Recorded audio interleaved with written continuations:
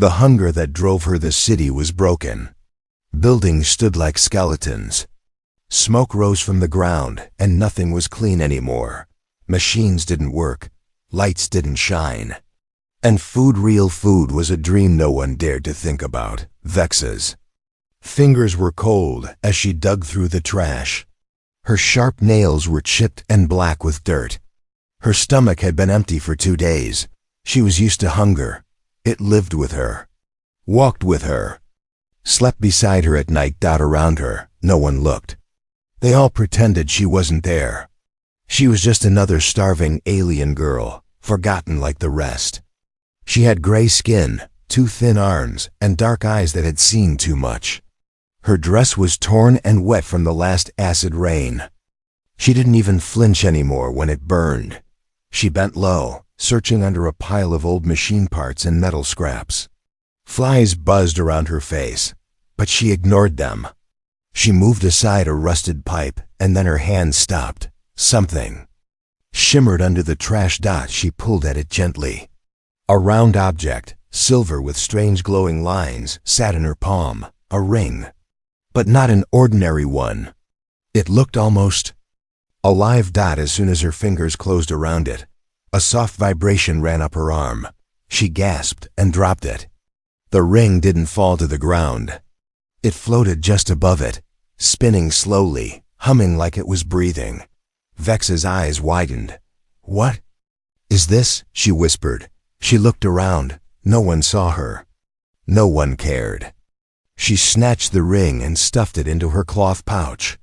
Her heart raced. It was just a piece of metal, right? But why did her skin still feel warm where it had touched her? She walked away from the junk piles and slipped into a narrow alley. A broken pipe dripped green water onto the floor. This was where she usually slept. She sat down, pulling the pouch out again and staring at the ring. She turned it in her hands. It was covered in tiny symbols none she could read. But they glowed even in the dark. Then she heard it. A whisper. She looked around. No one. Just shadows and rats. But the voice came again. "Vexa." She froze. "Who's there?" She called out, standing up fast. Her pouch fell, and the ring rolled out. It glowed brighter. The voice came again. Inside her mind now. "You were meant to find me." Her breath caught in her throat. She wanted to run, but her legs didn't move. I didn't mean to." She said out loud, shaking, "You were hungry. Now you are chosen." Suddenly, a sharp flash of light lit up the alley. She covered her eyes. When the light faded, the ring floated again, now hovering at her eye level. "Put me on," the voice said gently. "No," she whispered. "I don't trust you." A loud sound echoed from the street-heavy boots. Patrol drones. She panicked. If they saw her with something glowing, they'd arrest her, or worse. She grabbed the ring and shoved it on her finger. Nothing happened. Then everything happened. Her body tensed. The ring tightened, becoming part of her skin. Her chest burned. Her eyes turned brighter for a second, silver reflections dancing in her pupils. Then it stopped. Silence. She stood still, breathing fast. The voice was gone. The glow was gone. But she felt different. Something inside her was awake. Far above her, in a hidden satellite orbiting the ruins, a signal lit up for the first time in years. Target found. Vexa unit identified. Starborn ring. Ita back in the alley. Vexa sank to her knees. She didn't understand what just happened. All she knew was, this wasn't just a ring. And it wasn't meant to be found by someone like her, but it had been. And now someone out there knew, and they were coming. That night, Vexa couldn't sleep. She curled up under a bent metal beam, using her torn shawl as a blanket. Cold wind pushed through the alley, making her bones ache. But the chill wasn't what kept her awake. It was the ring. It sat on her finger like it belonged there, but it didn't feel normal. Every few minutes, it gave off a soft warmth, like it was breathing with her. She rubbed her eyes and stared at the sky above. Dark clouds covering what used to be stars. She missed the stars. She remembered watching them with her brother before the war took everything. Before the humans and aliens turned the world into a graveyard. Suddenly, the voice returned. Not loud, not angry, just there, like a thought sneaking into her head. Vexa. She sat up fast, hitting her elbow on the beam. No, I didn't ask for this, she whispered, heart pounding. You didn't ask. But you were chosen. No one chooses people like me, she said through clenched teeth. We're the ones everyone forgets. The voice was calm. The forgotten survive. You survived. That's why you're worthy. Vexa looked at the ring. What do you want from me? To listen, to learn, to become what you were meant to be. She shook her head. I don't want power. I just want food, warmth, maybe a home. The ring pulsed once, then the voice faded again, like a wave pulling back into the ocean. Vexa lay back down, confused, scared, and angry. She thought maybe the voice was just in her mind. Maybe she was sick. Starvation made people see things. She had seen it happen before, young ones losing their minds in the ruins. But as she closed her eyes, she saw something strange, images flashing like broken dreams. A large room filled with tall, shining humans in armor. An alien queen with bright eyes kneeling before a floating ring. Fire falling from the sky. A child crying in a glowing field. She opened her eyes again, gasping. No more dreams, she whispered. Please. Morning came slowly, painted in dull gray light.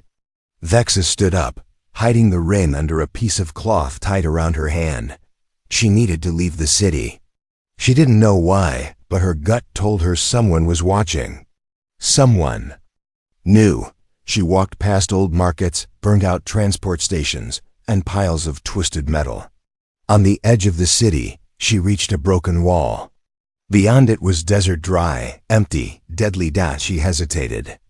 Then she climbed over. Her feet sank into hot dust. The sun was harsh, and she had no water. But something inside her pulled her forward. Like the ring was leading her. By noon, her legs were shaking. Her vision blurred. She fell to her knees, coughing. You'll die out here, a voice said from behind. Vexa turned fast, ready to run. A tall human man stood a few steps away, wearing a rust-colored cloak and holding a long walking stick. His face was partly hidden by a scarf, but his eyes were sharp, watchful. I don't have anything, she warned. I'm not here to rob you, he replied. I saw you enter the waste. No one walks out here unless they're looking for something. She stayed quiet. He stepped closer. The ring. Show me. Her heart stopped. I don't know what you're talking about. He smiled slightly. You're not the first to lie, but you might be the last to wear it. He reached into his cloak and pulled out a metal tablet. A cracked screen lit up, showing a rotating image of the same ring on her finger. It's called the Starburn Seal, been offline for over 100 years, until last night. Vexa stepped back. Who are you? Name's Cal, he said. Used to work with the humans who built that ring until they were all hunted down. Why are you helping me? Because if you don't learn what that thing is, someone else will take it from you. And trust me, they won't ask nicely. She didn't trust him, but she didn't have a choice. Her legs were weak and her vision was swimming again. Cal tossed her a water pouch. Come on, there's a place nearby where we can rest and talk. She held the pouch with shaky hands, drank slowly, then followed him into the dunes. As they walked, Cal glanced at the cloth wrapped around her hand. Do you hear it? He asked softly. Hear what? The ring. Talking. Vexa stopped walking. You hear it too, Cal nodded. I used to, a long time ago. She wanted to ask what it said, but she stayed silent. Something told her the answers weren't simple or safe. The desert stretched out ahead of them, but in the distance, black dots moved across the sand drones, scanning for signals. They weren't alone. And Vexa had no idea how many people were coming. For her, Vexa followed Cal through the desert, her feet sinking into the hot sand with every step. The wind scratched her face like tiny needles. Behind her, the city was disappearing, covered by dust and distance. Ahead of her, she saw nothing but red. Rocks, broken metal towers, and the endless sky. Cal walked with purpose. His rust-colored cloak fluttered behind him, and he never looked back. Vexa kept her hand wrapped, hiding the ring. But she knew he hadn't forgotten it. Every time the wind changed, she caught him glancing sideways at her dot. After 2 hours, they reached a small canyon. Cal jumped down into a gap between the rocks and motioned her to follow. Hidden below was a bunker half covered by sand. The metal door creaked as he pulled it open. "This place is old," he said. "Human-made. Abandoned during the last planet sweep." Vexa stepped inside. The air was stale but cool. A broken fan spun slowly in the ceiling.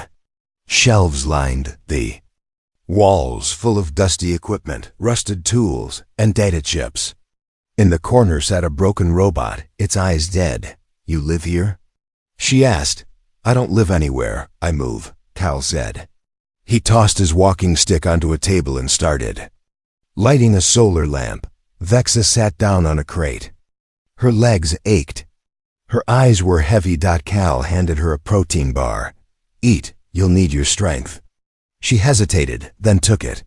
The taste was dry and bitter, but she forced herself to chew. "Now," Cal said, sitting across from her, "tell me what happened when you found the ring." She stared at him. "Why should I?" He raised an eyebrow. "Because you're not the first one to wear that ring, but you might be the last." Her fingers trembled. She unwrapped the cloth and showed him the ring. It no longer glowed, but it still looked unnatural, metal too smooth, symbols too perfect. "It spoke to me," she said. "It said I was chosen. Then I saw things, like visions."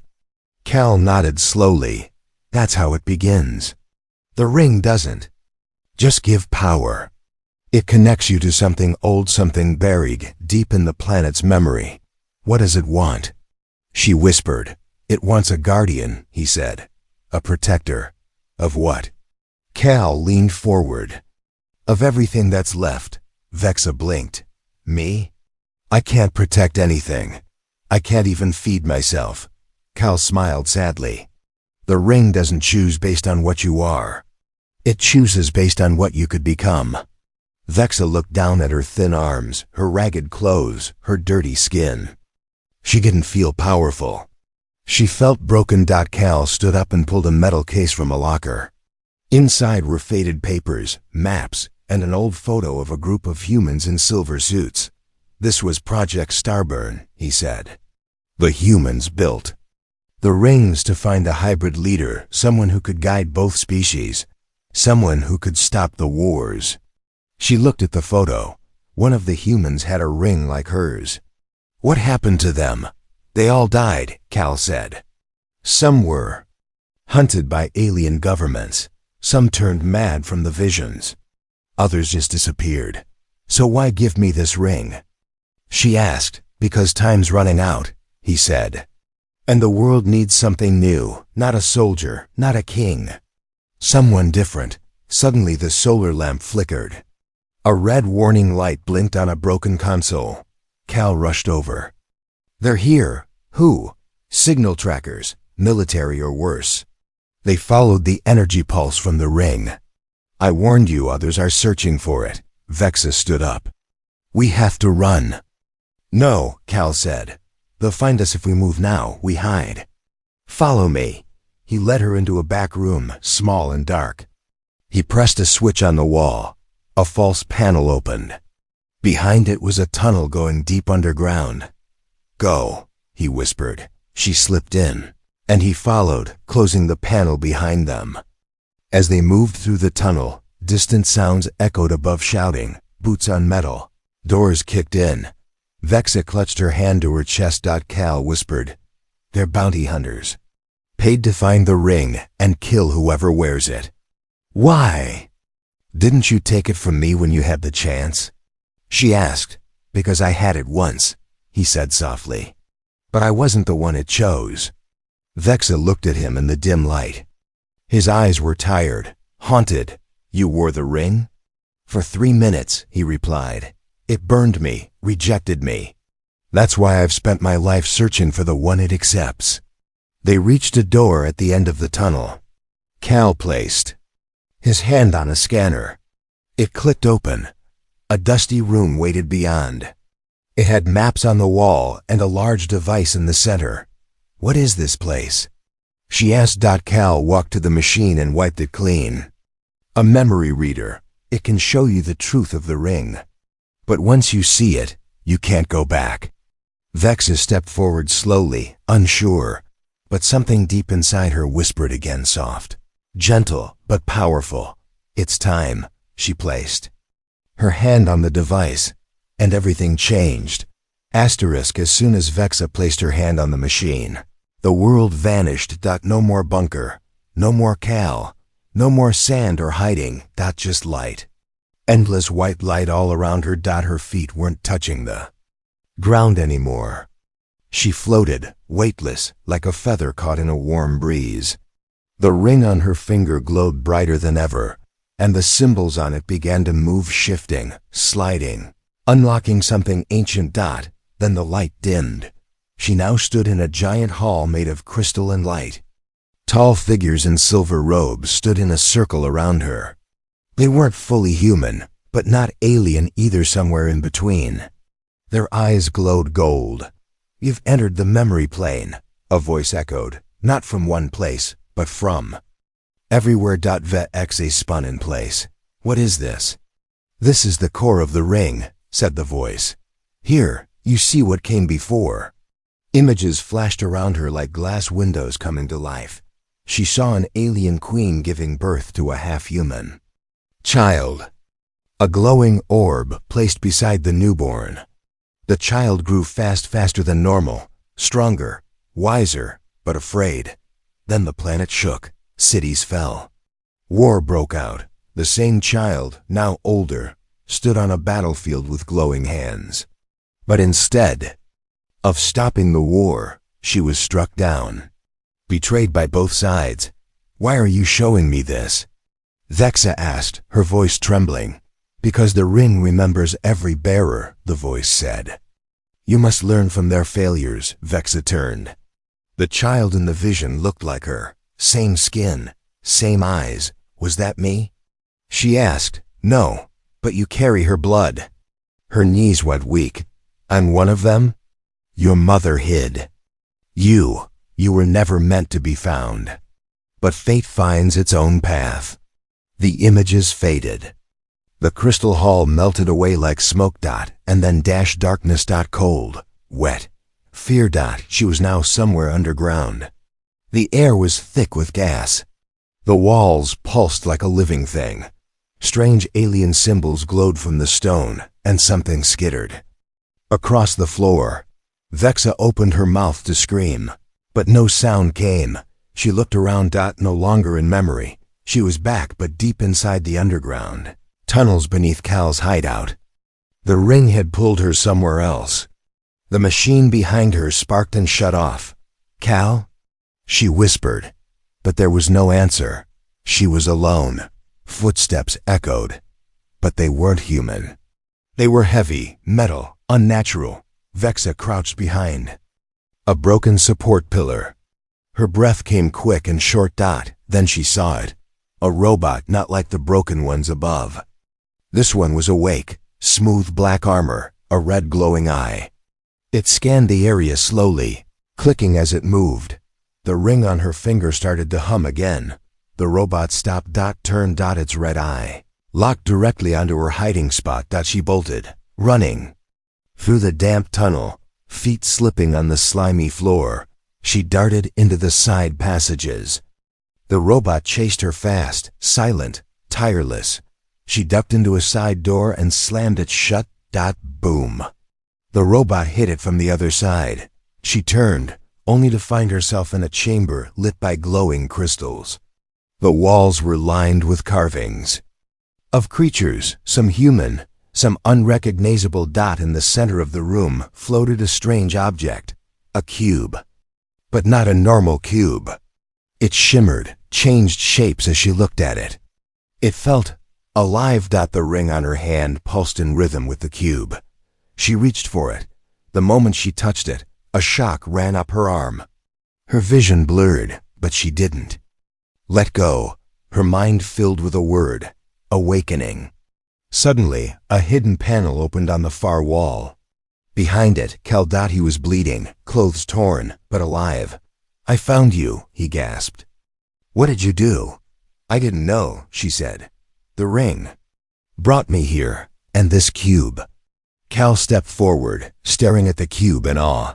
"That's a memory core, ancient tech. Long before either of our species ruled this world. It connects to the old network." The robot slammed into the door again. Cracks began to spread. "We have to leave," he said. Now, Vexa grabbed the cube and held it close. It shrunk in her hands, becoming small enough to fit in her pouch. As Cal guided her through a secret stairwell, he looked at her differently now. Not like a lost girl, but like something rare, important. They surfaced just outside the canyon back. Into the light. Drones flew overhead, searching. Cal whispered, "You've unlocked something. They'll come faster now, harder." Vexa looked at the ring. "I don't care," she said. "I'm done running." The sun was sinking behind the desert hills as Vexa and Cal moved through a narrow ravine. Shadows stretched long, and the air was filled with dust and silence, but neither of them spoke. They both knew something had changed. The ring on Vexa's hand no longer just pulsed, it burned. A low vibration filled her bones. The strange cube hidden in her pouch buzzed every few minutes like it was waiting for something. She didn't understand it, but it didn't scare her anymore. She was done being scared. Cal stopped suddenly and raised his hand. Down. They dropped to the sand, crawling behind a rock. Up ahead, just beyond a ridge, 3 black figures stood like statues, bounty hunters. They weren't normal mercenaries. These were elite. Their armor shimmered like mirrors. They didn't carry guns. They didn't need to. They used gravity weapons, silent, deadly, and fast. And on their arms were scanners glowing red. "They've locked onto the ring's signal." Cal whispered, "What do we do?" Vexa asked, heart pounding. He looked at her. "If they get close enough, they'll take your hand to get the ring. They don't need you alive." She swallowed hard and nodded. Cal pulled a small device from his cloak, a pulse grenade. "I'll distract them. You run." "No," she said, "you'll die. If they get you, the world loses its last chance." She stared at him, then pulled the glowing cube from her pouch. "Wait, what if we use this?" Cal's eyes widened. "Vexa, that's ancient. No one knows what it can do. You don't even know how it works." "I don't need to," she said. "It knows." Before he could argue, she stepped out from behind the rock and held the cube high. The bounty hunters turned instantly. One raised his arm, targeting her. A red beam lit up across her chest. "Stop!" she shouted. The cube responded. It pulsed. Once, then exploded in light. The ground shook.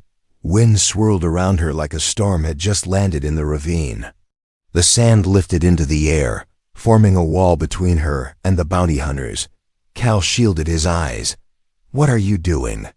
"I don't know," she yelled, voice cracking.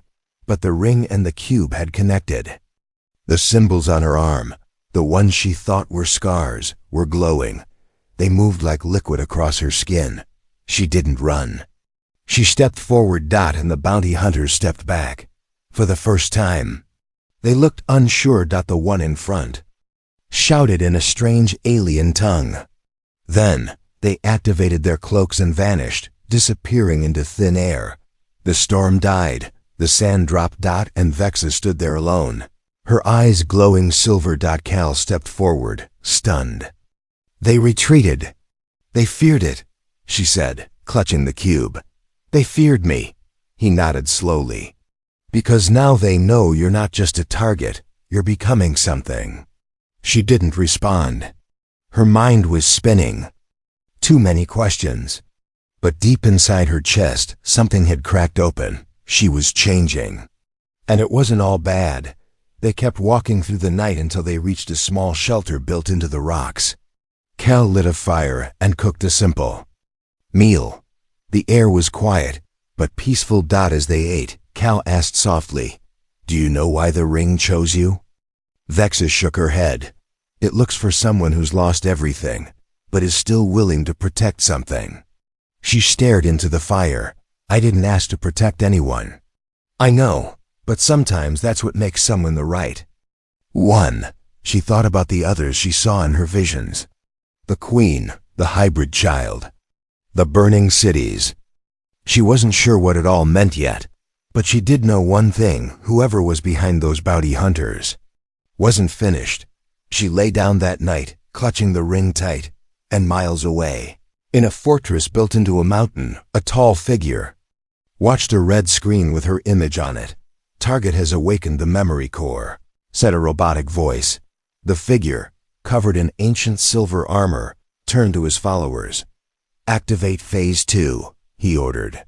"The starburn must not rise." By morning, the winds had changed.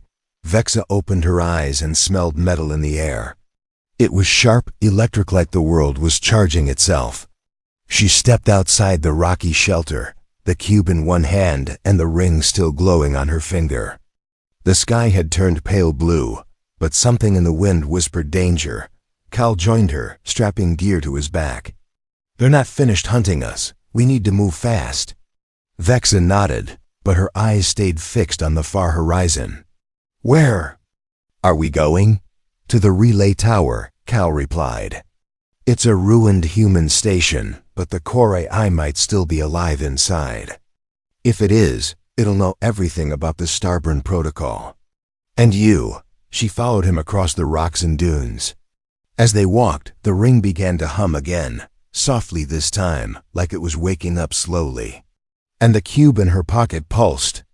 In response, almost like they were talking to each other, they reached the relay tower by late afternoon. It stood crooked and rusted, like a skeleton of a giant metal beast. Antennas were broken. Panels were missing. The gate was sealed shut, its code panel covered in dust. Cal tapped a few buttons. The screen blinked, but nothing happened. "She's sleeping," he muttered. "Who?" Vexa asked. "The AI. Her name is Sira. She controls the tower, or did before the wars." He pulled out a power cell from his bag and jammed it into the base panel. Sparks flew. A loud hum rolled through the air. Then the door creaked open, just wide enough for them to slip inside. The tower interior was dark, cold, and silent. Old lights flickered above, and dust floated in the air like ash. A large circular platform sat at the center of the room. Cal walked to the console and hooked up the cube. The moment it connected, everything changed. The lights snapped on. The walls lit up with strange symbols. And then, a voice filled the room, smooth, female, and emotionless. "Memory core accepted. Starborn signal detected." Vexa stepped forward. The platform lit beneath her feet. "Welcome, new bearer. Please confirm biological match." She looked at Cal. "What does that mean?" "Just stand still," he said. "She's scanning you." A beam of soft blue light moved over her body. Scan complete. Match confirmed. Hybrid Class V activation level. Dormant. "Would you like to awaken Starburn protocol?" Vexa hesitated. "What happens if I do?" "You will receive knowledge, connection to ancient systems, and genetic unlocking of Starborn traits. Warning: awakening may cause physical changes and loss of previous limitations." Cal leaned forward. "It's your choice. But if you don't do this, you'll never survive what's coming." Vexa took a deep breath. Her hands were shaking. "I'm tired of being weak," she whispered. "Confirm awakening?" She looked at the ring. "Confirm." A sudden wave of energy blasted from the floor, hitting her body like lightning. Her knees buckled. She screamed, but not in pain. It felt like fire running through her blood, clearing out the dirt, the fear, the hunger. Every part of her skin, her muscles, her bones shifted, changed. Her eyes snapped open. They glowed. Like silver fire, her scars faded, her breathing slowed. She stood tall, steady, strong. Cal took a step back. Vexa? She looked at him, blinking once. I remember now. Remember what? The first war. The first ring. The betrayal. I saw it all in the code. The AI spoke again. Protocol complete. Starborn status, active. Then the lights dimmed. A new signal lit up on the screen, a red beacon pulsing. Cal stared at it. That's not good. Warning, the AI said. Enemy signal has locked onto your location. Fleet inbound. ETA, 47 minutes. Fleet? Vexa said. A gunship. Cal whispered. Maybe more. We can't run from that. Cal nodded. No, but we don't need to run. He walked to a wall panel and opened a hidden hatch. Inside was a suit of old human combat armor, silver, sleek, fitted with energy shields. This was made for the Starburn, he said. Now it belongs to you. Vexa stepped toward it slowly. She placed her hand on the chest plate, and it snapped open. The ring pulsed. The suit responded, recognizing her. Pieces of armor clicked into place around her body, like it had waited. Just for her. The helmet locked in, and a screen lit up before her eyes. Cal stared in awe. You're not the same girl who was digging through trash, are you? No, she said quietly. She died the moment I put this ring on. Outside. The sky began to rumble. Black shapes moved in the cloud, ships preparing to land. But this time, Vexa didn't run. This time, she was ready. Black ships hovered above the relay tower, their engines rumbling like thunder. Lights blinked across their undersides. Hundreds of small drones flew out, circling like insects. Each one carried weapons sharp enough to cut through steel, and they were all aimed at her. Vexa stood on the rooftop, armor glowing faintly under the setting sun. The ring pulsed with power on her finger, and her silver eyes reflected the oncoming storm. Behind her, Cal watched from the entrance hatch. You don't have to face them alone. I'm not, she said, turning slightly. The ring is awake now, and so am I. From the sky, a deep voice crackled through loudspeakers. Surrender the Starburn. You have nitrogen monoxide right to claim that. Power. Vexa raised her hand slowly. I didn't claim it. It chose me. A sharp blast shot from one of the drones, fast and precise. But the ring reacted first. A glowing shield formed in front of her, stopping the beam mid-air. The energy rippled outward in waves, and some of the smaller drones short-circuited and fell from the sky. Cal gasped. You didn't even move. I didn't need to, she said calmly. The armor is alive. It protects me like memory protects. Truth. Another wave of drones charged toward her. This time, she ran forward to meet them. The rooftop cracked beneath her feet as she jumped high into the air. Time slowed. The ring glowed like a star. She moved between drones, striking with energy blasts from her palms. Her movements were smooth, controlled like someone else was guiding her. She wasn't fighting as Vexa the scavenger anymore. She was something more. Below, one of the enemy gunships lowered and opened its hatch. A tall figure stepped out, covered in old silver armor and a cloak of black scales. His face was hidden behind a helmet shaped like a skull. Cal's eyes widened. The warden. Vexa landed hard on the rooftop as the warden floated down to meet her. I warned them, the warden said through his mask. No hybrids. No new bearers. The Starburn line should have ended. Then why does the ring still work?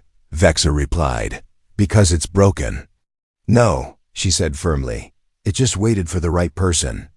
The warden rushed her without warning, swinging. A blade made of hard light. She blocked with her forearm, sparks flying. The ring reacted again, sending a shockwave into his chest. He flew back, crashing into a tower spire. Cal shouted from below, "Vexa, use the cube."